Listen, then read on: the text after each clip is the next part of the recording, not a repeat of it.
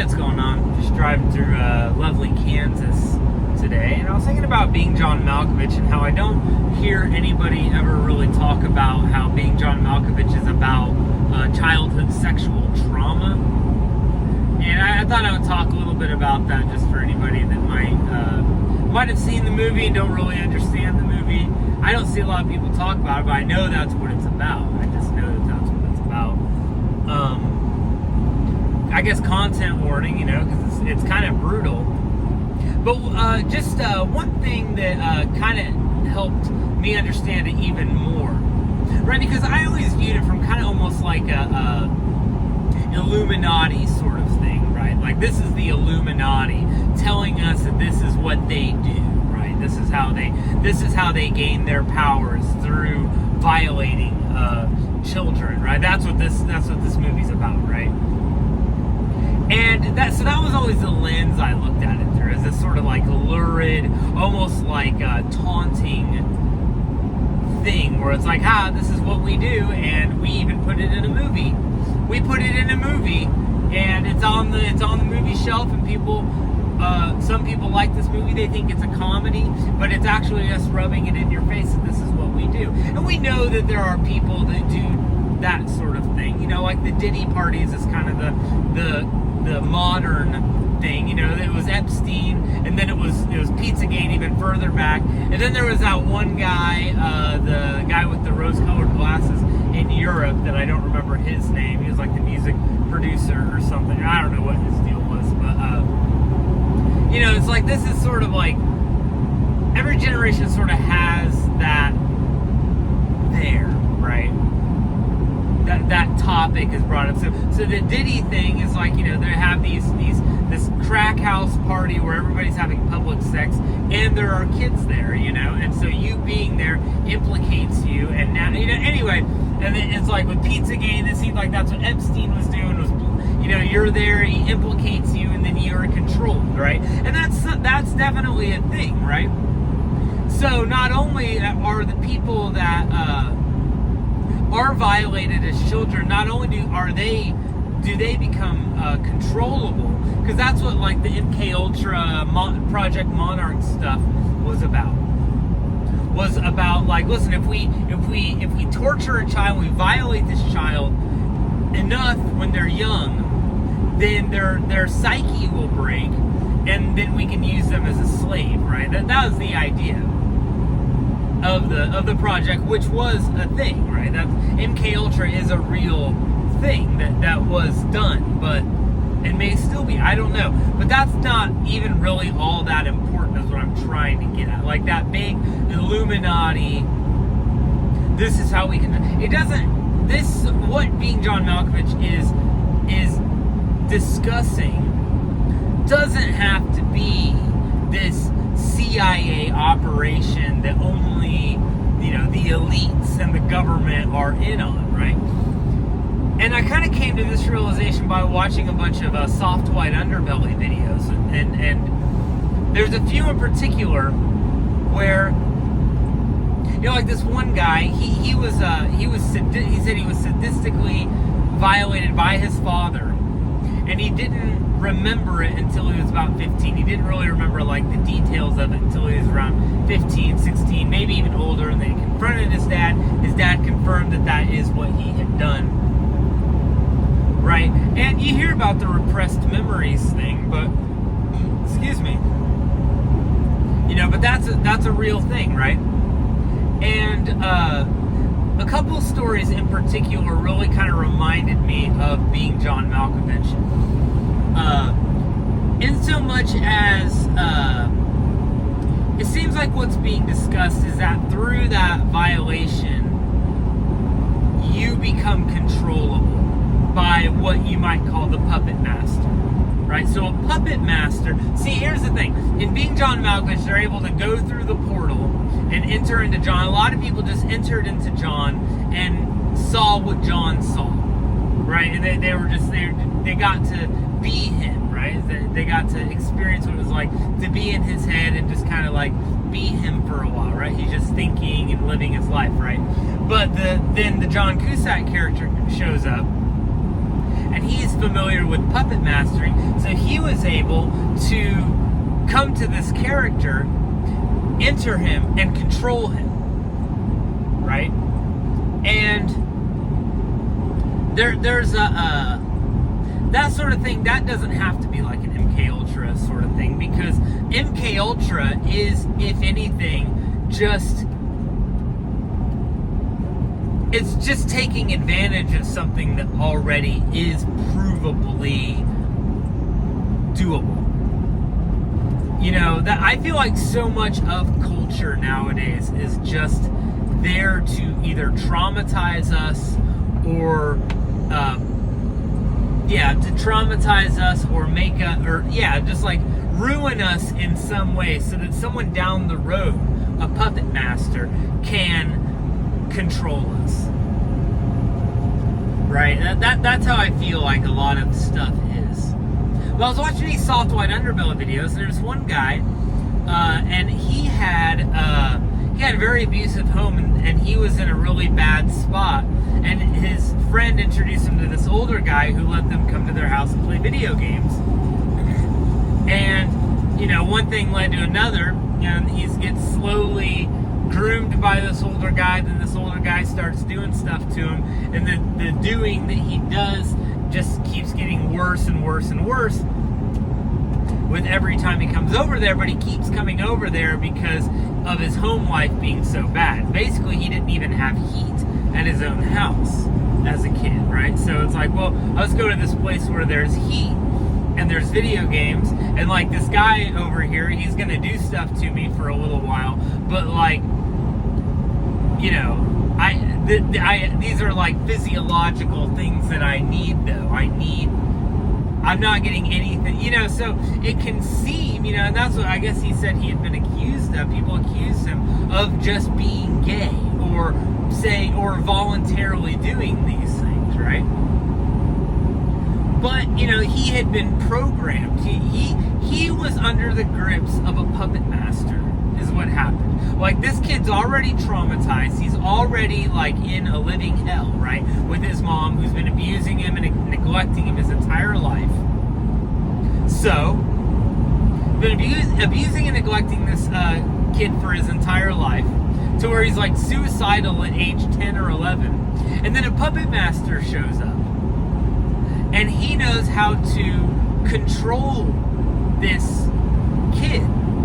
You know, so this kid's already had the MK Ultra thing done. He's already, you know, controllable.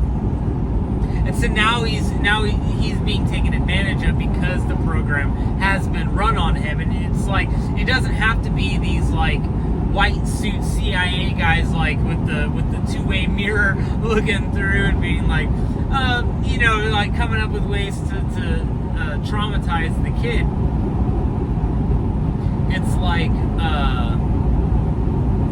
that was society already did that, right? There's another one that was really sad, where this one girl, she'd been groomed by her grandfather, and then like she had a real tough time like later on in her life, and she went to she ended up having to like move in with her grandparents or something, and the grandfather started like doing it again, even though she was like, I don't know, 20 or something like that.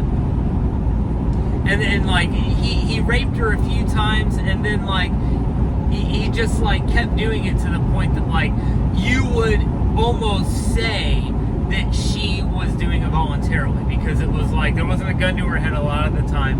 A lot of the time it was just like, she had fallen victim to a puppet master, right? He was the puppet master. And she tells us one really harrowing story where they're going somewhere. He goes to a motel room and he has sex with his granddaughter, the girl talking, for, you know, an entire day. An entire day.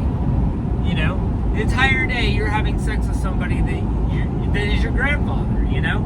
And it's like, it's wrong 100%, but, you know, having sex feels good too, you know? So it's like this horrifying thing, but like, and then it would continue, and she'd keep going back. And it's like, at a certain point, you know, certain people would be like, well, it's voluntary. No, she's under the control of a puppet master. A puppet master has got his claws into her, and he's manipulating her. He's controlling her. Okay, and that's what being John Malkovich is about. It's like John Malkovich has this portal into him. And who knows what caused the portal? Who knows what caused the portal? If he was born with it, or if it was brought out because of certain.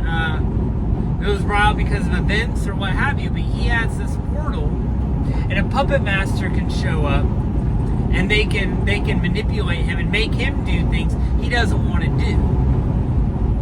Right? And the movie depicts John Cusack as the only person that has ever done that to him, the only puppet master that he has ever run into at the age 43, right? But this portal has been open for a very long time, right? So I just that's what always occurred to me, is like this guy has had this portal open, and we're thinking this John Cusack's the first one to ever enter him and make him do things with other people sexually that he doesn't want to do. It seems very unlikely. Excuse me. And I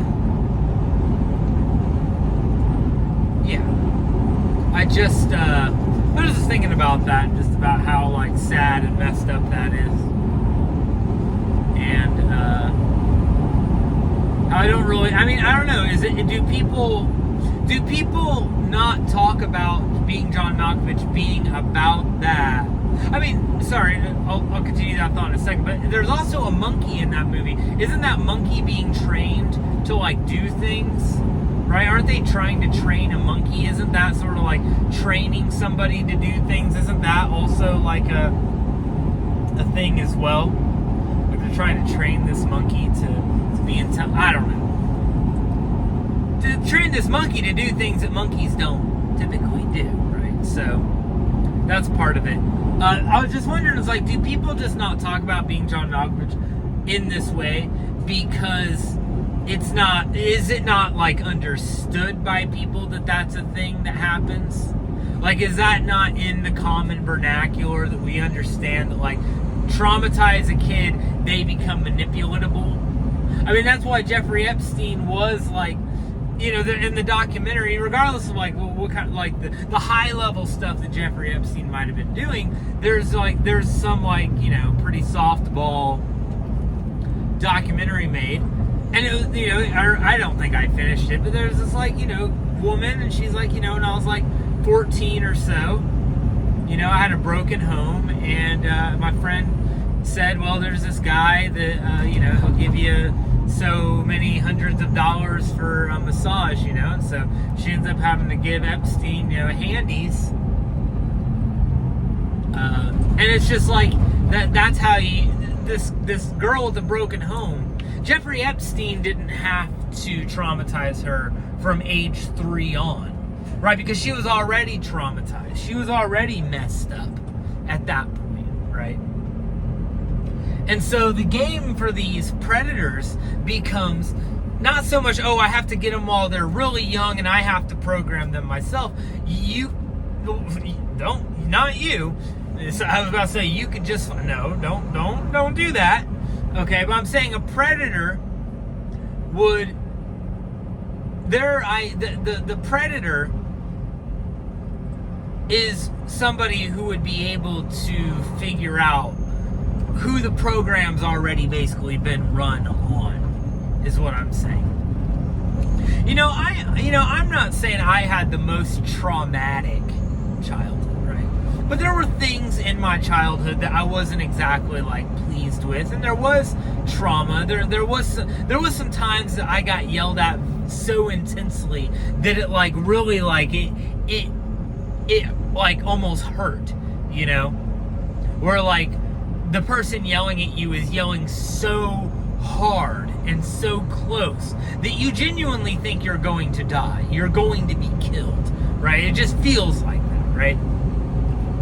You know, I have a good relationship with my parents now, so I'm not like, hey, I'm putting allegations against these people. I'm not saying that, you know. It's like, raising kids can be stressful. I know that, you know, I haven't been a perfect parent, and I won't be a perfect parent. You know, my parents weren't perfect. Their parents weren't, you know, so I'm not trying to hold anything against anybody. But I do feel like, to a certain extent, the program had been run on me a little bit.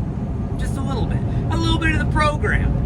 You know, I had a little bit of the program run on me. And as a result, I was a little bit manipulatable. Just a little bit. You know, I wasn't, you know, I wasn't, you know, well, like what happened with that one kid in that one Soft White Underbelly video is so terrible, because this guy would just bang on his bedroom wall. He'd be in the bedroom and he'd start banging on it, and that created like a Pavlovian response. Like, the kid knew he better get off the game and go do whatever that guy needed him to do, because he wasn't going to stop, right?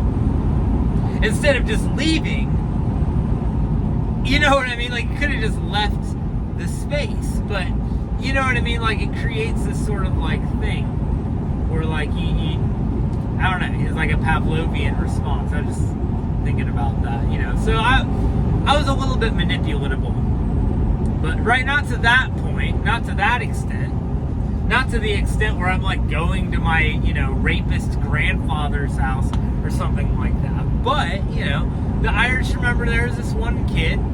He wasn't a kid anymore. He was probably, I think he was 18, you know, and I was like 13. And he talked to me because I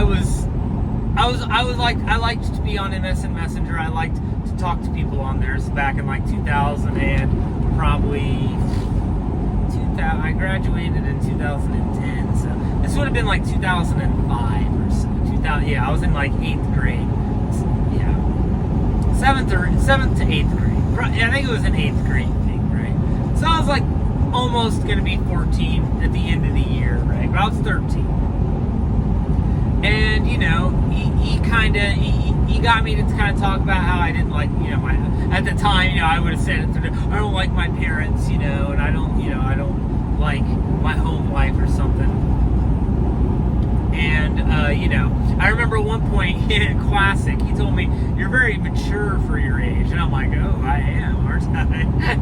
I am very mature, thank you for noticing. Isn't that just insane? Anyway, he, like, exposed me to, like, porn and stuff, you know? Like, he sent me porn and shit, you know? He did it kind of sneakily, too, because it was in, like, GIFs in the text box, and if you saw like a printout of the chat logs, it would just say like GIF 3.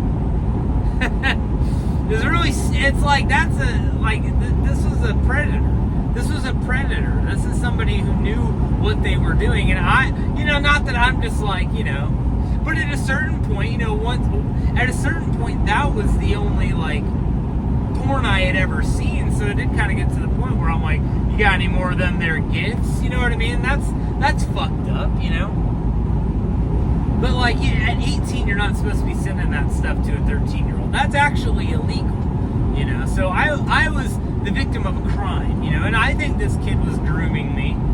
I think he was grooming me. I think that he, you know, thought he had him a little victim, if anything, just to like molest my mind.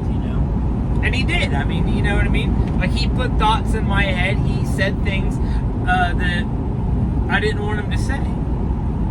You know? I remember sometimes where I would just, like, quit saying that. But he just kept saying, I can't repeat what he said because it's weird, you know? But it's just like, you know what I mean? Like, it's just, he would draw these images in Microsoft Paint that, like, were unimaginably disgusting and dark. Like, I was like, I didn't even know you could do that on Microsoft Paint. Here he is doing it, you know? Just like the most twisted, dark shit I could imagine, right? And then after I saw that, I started drawing stuff like that. I started trying to, like, do stuff like that, too, because I thought it was cool. And I mean, hey, this guy who, you know, thinks I'm real mature, he does it, you know? So this is like, I don't know, anyway. that's all just to say that, like, any amount of, like, childhood trauma is going to make you somewhat programmable, right? And if you don't deal with any of that childhood shit, then you're going to continue to be programmable and, manipulatable, right? Yeah. So that's what being John Malkovich is about. Oh yeah, another thing. There is something about Hollywood in regards to pedophilia, and about MK Ultra, and about this, and there may be, children being raised up in a sort of MK Ultra situation. I couldn't tell you that's a certain thing, but, like, it's possible. I was just gonna say that, like, it's weird how Hollywood will, like, depict these things. Steven Spielberg's first film was called Amblin. He named his entire everything after Amblin. And Amblin is about a guy with a guitar case who finds a girl, and they hang out, and she's like that. She's crushing on him, and then he leaves the guitar case unattended, and she opens it, and there's just a bunch of, like, lame objects, and it's not a cool guitar at all, and so she leaves. That's, like, the first interpretation of it. The deeper interpretation is that one of those things in there was milk of magnesium, which is what gay bottom drinks in order to clean themselves out rectally, and so maybe she realized he was gay. That's another deeper meaning. But, the thing is that pedophiles give milk of magnesium to children so that they're cleaned up. They're cleaned up as well. And so, it's like, he's lame, he's a homo, he's a pedophile. It's like a deeper, like, layers of the iceberg, and after he released that movie, he was given, like, a 10-movie deal, which is absurd. He was basically given free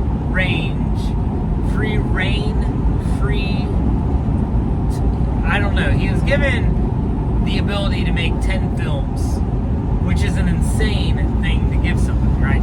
Huge blockbuster movies, right?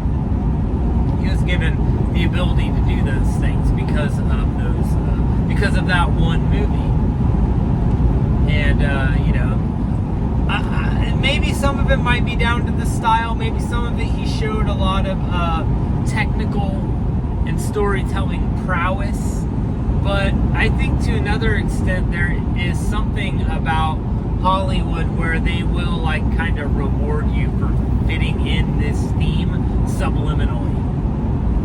They like it when you subliminally put this theme in there. And being John Malkovich, like,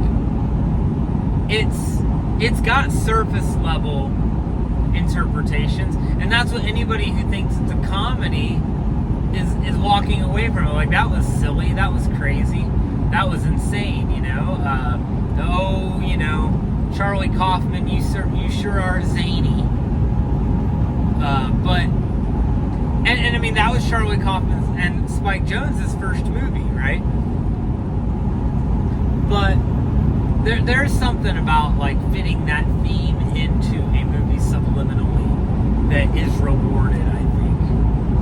And I think being John Malkovich is probably, like, true art, in so much that it's able to discuss that topic and have most people not really realize it. But it's kind of put in them subliminally. I think it's interesting. It's like the office building where the portal is too short for adults to be in. Because it's like there's children. It's made for children. That floor is made for children. The portal that they enter. I'll just say, it looks like John Malkovich probably should have drank him some milk of magnesium before they crawled in there. Okay? It looks like, Is that mud? I don't know. I don't think so. I don't think it's mud. And that's the thing, it's like that's the it's if it's his butthole, then what they're saying is by entering in there, then you gain control. And I mean that's exactly what I've been saying anyway. It's like through that violation you gain control of that person. It's a tale as old as time.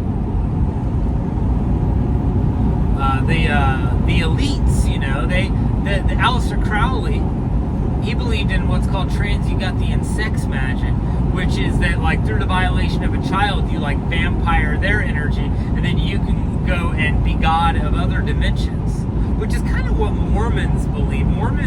Watch out for them Mormons, because not the low level ones, they don't know what's going on, but like there's something about that, like acts of being God of an entire universe. At the end of everything, you're going to be able to be God if you're good enough. It's like, what? Kind of crazy. Kind of weird to think about.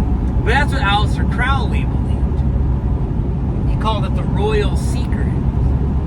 And so, that's what I had always perceived being John Malkovich to be about. I had always perceived it to be this big, like, Illuminati thing. Like, this is what we do, this is how we live forever. And that's why the credits roll as the camera is focused in on a young girl's body jumping up and down in a pool. It's like if you just saw that on somebody's TV, you walk in and they've got that without the credits. It's just that image on their TV with this young girl bouncing up and down. You'd be like, what the hell is going on? What are you doing? Like, you wouldn't even be like, what is going? You would be like, what the fuck are you doing? But it's like that's at the end of this movie about it's like there's low level stuff where there's like the program is getting run by dumb, evil, abusive people that don't realize what they're sending their kids out into. And then there's also the Illuminati thing where it's all done in-house. The abuse is done in-house, and those who do the abuse are able to reap the rewards of their abuse by, utilizing the slavery that they have created within this person's mind, right? By creating a slave by doing this, so it's like done in-house. There's also just like freelance slaves out there as well. And that's just something like I just, in closing, I think that's something that we have to kind of get a hold of societally and just like personally. I think it's something, that like I have tried to kind of like wrangle and try to wrestle with and be like, what things of the past are making it to where right now I'm like depressed. I feel unworthy. I feel, what I mean? Like I feel really bad about myself, right? Like what is it from back there? Because it didn't happen from just now. What is it from back there that's got me feeling like that, right? There's lots of moments from school, there's moments from being home, there's moments from so-called friends, there's moments from so-called girlfriends, it's like, oh, this stuff kind of compounds, but you have to like kind of pick it apart sometimes.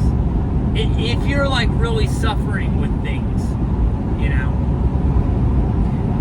a lot of people don't do that. They'll just use drugs. I think I probably hindered a lot of my ability to get past stuff because I smoked weed for a good 10 years before I got this job, and I can't smoke weed anymore. And I have nothing to do but sit and stare and think, about things from the past. And so, that's something that has to be dealt with. And it's not being dealt with. I say that, but it's not being dealt with. It's why these corporations, why the corporations are able to manipulate people and get them to spend money they don't have on things they don't need. Like truly, people are spending money they don't have on things they don't need. And that sounds cliche, but if you're somebody whose financial situation is already pretty tight, and you're only spending money on things that you actually need, and then you look at like what the world is telling you to do.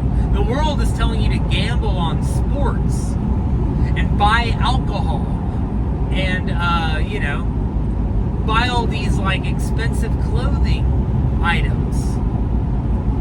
Right? It's all these things. If you were to try to look like the world wants you to look, you'd have a budget of like $5,000 a week. You'd have to, in order to stay looking fresh and eating right, and like you would have to spend so much money. You'd have to be a millionaire, basically. And